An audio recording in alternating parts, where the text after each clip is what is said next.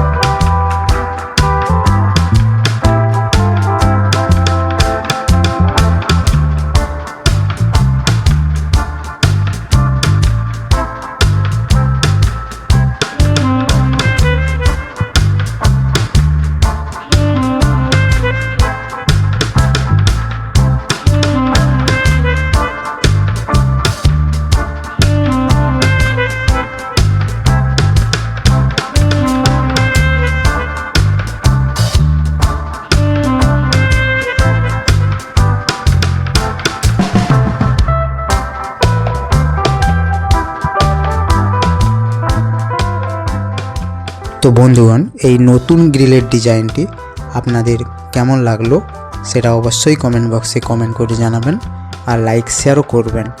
আর যারা নতুন দেখছেন তারা প্লিজ সাবস্ক্রাইব করে পাশে থাকা বেল আইকনটি প্রেস করে অল নোটিফিকেশনটি অন করে দিবেন। আর যারা ফেসবুক থেকে দেখছেন তারা প্লিজ পেজটিকে ফলো করে নেবেন। তো চলুন, সবাই ভালো থাকবেন, সুস্থ থাকবেন। দেখা হচ্ছে পরের এরকমই ইন্টারেস্টিং ভিডিও নিয়ে।